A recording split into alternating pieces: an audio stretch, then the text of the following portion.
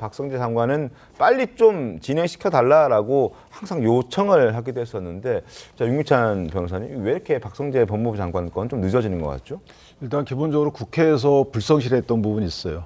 뭐 준비기일 날 제대로 준비해오지 않고, 왜냐하면 박성재 법무장관의 경우에는 탄핵소추 의결 자체는 비상계엄 이후에 됐지만 네. 그 탄핵소추 발의 자체가 12월 2일 날 됐거든요. 그러니까 사유 자체가 비상계엄하고 상관없는 사유들이었죠.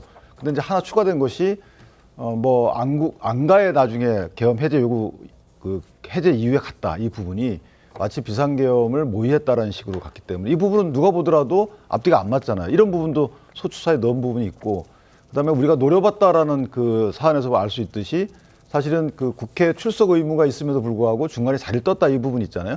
근데 출석 의무가 있다는 것을 입증해라. 그럼 출석 요구서를 보냈냐? 이 부분도 준비가 안 된 거예요.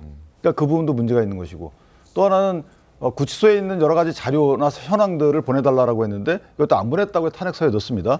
근데 국회에서 그 구치소 자료를 받아볼 수 있는 법적 근거가 뭐냐? 이렇게 또 헌재 재판관께서 물어요. 그러니까 여기에 대해서 기초 사실관계하고 그 사실관계에 부합하는 법리 검토가 전혀 안 됐다는 거죠. 네. 아예 안 됐어요, 제가 볼 때. 그렇기 때문에 이 부분은 국회에서 묻지마 탄핵의 일환이다. 그러니까 헌재에서 이렇게 시간을 오래 끈 것도 저는 이해가 안 되는 부분도 있습니다. 이 정도면은 직무집행정지가 부수되는 우리 탄핵제도 하에서는 빨리빨리 결정을 해줘야 되는 겁니다. 만약에 심리해가지고 이 문제가 없다라는 결론이 바로바로 나면 네. 바로바로 직무급제 시켜야 되는 것이지, 이걸 갖고 있다가 이제 심리해가지고 이제 변론기를 간다?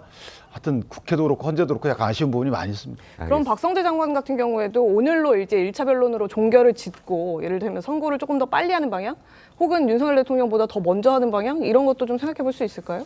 원래는 윤석열 대통령보다 먼저 해야 되는 거죠. 네. 사실 선입선출로 보면. 그러니까요. 예. 그렇지만 뭐 헌재 글쎄요, 뭐 법정, 그러니까 관례에 따르는 것인지 선례에 따르는 것인지 아니면 선입선출인지 뭐 어떤 기준에 의해서 헌재가 변론을 종결하고 그 후에 평의 판결을 거쳐 선고를 잡는지를 저희가 알 수가 없기 때문에 재판부 같은 경우에는 보통 언제까지 저희가 심리를 종결하고 언제까지 서류 제출하고 그 후에 결정 내겠습니다, 이렇게 딱 기일들 정해주거든요. 네. 근데 헌재는 그런 기한 제한이나 기일 사정 고지가 전혀 없기 때문에, 물론 이제 판결 선고는 평의를 거쳐야 되는 문제 때문에 사실 불확정인 건 맞습니다만은 나머지 부분들은 딱딱딱 정해줘야 되는데 그런 것들이 없죠.